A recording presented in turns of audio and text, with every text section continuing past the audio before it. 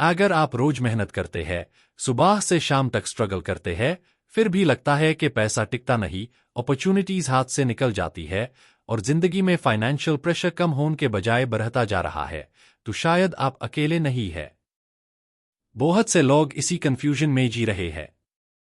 دل میں یہ سوال اٹھتا ہے کہ آخر پرابلم کیا ہے؟ کیا محنت کم ہے یا ڈائریکشن غلط ہے؟ یا پھر کوئی ایسی چیز ہے جو نظر نہیں آ رہی لیکن اصل رکاوٹ وہی ہے جو آپ کے رزق کو روک رہی ہے اور آپ سمجھ نہیں پا رہے؟ آج ہم ایک ایسے ٹاپک پر بات کرنے جا رہے ہیں جو صرف فائنینشل سکسیس نہیں بلکہ پوری زندگی کو چینج کر سکتا ہے۔ یہ صرف پیسہ کمانے کا فارمولا نہیں ہے، بلکہ ایک مائنڈ سیٹ شفٹ ہے۔ سوال یہ ہے کہ کیا رزق صرف ہارڈ ورک کا رزلٹ ہوتا ہے؟ یا پھر کوئی انسین سسٹم بھی ہے جو ڈیسائیڈ کرتا ہے کہ آپ کو کتنا اور کب ملے گا؟ بہت لوگ اس سوال کا جواب صرف لاجک سے ڈھونڈتے ہیں، لیکن اصل جواب صرف لاجک سے نہیں، سمجھ سے ملتا ہے۔ اسلام ہمیں یہ سکھاتا ہے کہ رزق کا کانسیپٹ بہت وائڈ ہے۔ یہ صرف سیلری، پروفٹ یا بزنس تک لمیٹڈ نہیں ہے۔ رزق کا مطلب ہر وہ چیز ہے جو آپ کو ملتی ہے اور آپ کی زندگی کو آسان بنتی ہے، چاہے وہ چھوٹی ہو یا باری، ویزیبل ہو یا انویزیبل۔ لیکن ہم اکثر صرف پیسوں کو امپورٹنس دیتے ہیں اور باقی چیزوں کو اگنور کر دیتے ہیں جو اصل میں اتنی ہائی امپورٹنٹ ہوتی ہے جتنی کہ فائنینشل سٹیبلٹی۔ اگر آپ گہرا سوچیں تو آپ کو سمجھ آئے گا کہ سانس لینا بھی ایک نعمت ہے، صحت بھی ایک رزق ہے، مینٹل پیس بھی ایک رزق ہے۔ آپ کا گھر، آپ کا فیملی انوائرنمنٹ، آپ کی سیکیورٹی، یہ سب رزق کا حصہ ہے۔ لیکن کیونکہ یہ ڈائریکٹلی پیسوں میں میجر نہیں ہوتے، اس لیے ہم ان کی ویلیو کم سمجھتے ہیں۔ یہ اپروچ ہائی ہماری سوچ کو لمٹ کرتی ہے اور ہم صرف ایک اینگل سے اپنی لائف کو دیکھتے رہتے ہیں۔ قرآن کے مطابق اللہ ہائی اصل میں رزق دین والا ہے۔ وہ ہر چیز کا مالک ہے اور ہر چیز اس کے کنٹرول میں ہے۔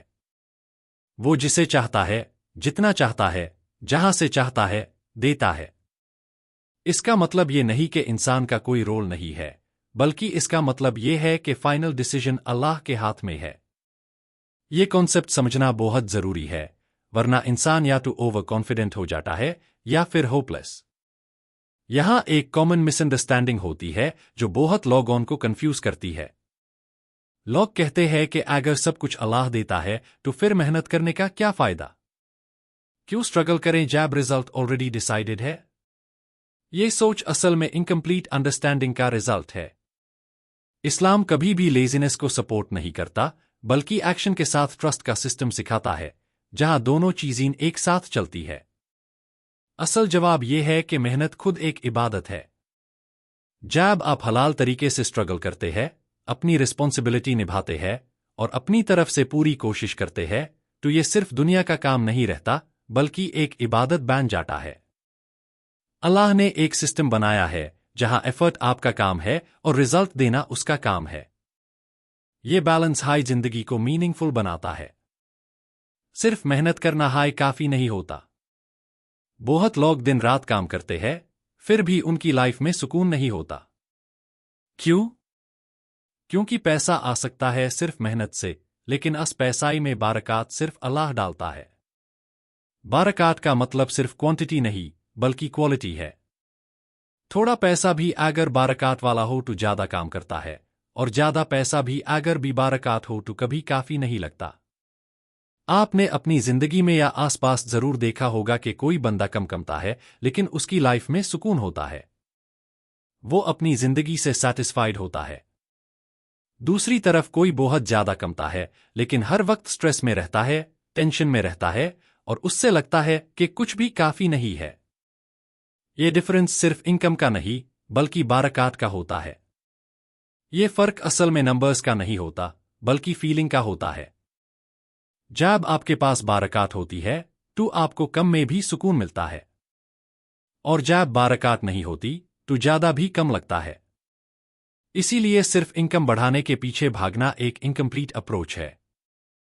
اصل فوکس برکات پر ہونا چاہیے جو صرف ایک سورس سے آتی ہے۔ رزق کا سب سے بڑا راز تقویٰ ہے۔ جب بندہ اللہ سے ڈرتا ہے، اس کی باؤنڈریز کو ریسپیکٹ کرتا ہے، حرام سے بچتا ہے اور حلال کو چوز کرتا ہے تو اللہ اس کے لیے ایسے رستے کھولتا ہے جو اس نے کبھی امیجن بھی نہیں کیے ہوتے۔ تقویٰ صرف ایک اسپرچول کانسیپٹ نہیں بلکہ ایک پریکٹیکل سسٹم ہے جو زندگی کے ہر ایریا کو افیکٹ کرتا ہے۔ سب سے امیزنگ بات یہ ہے کہ جب آپ تقویٰ اڈاپٹ کرتے ہیں تو اللہ آپ کو ان جگہوں سے دیتا ہے جہاں سے آپ ایکسپیکٹ بھی نہیں کرتے۔ یہ صرف ایک لائن نہیں بلکہ ایک ریالٹی ہے جو بہت لوگوں نے ایکسپیرینس کی ہے۔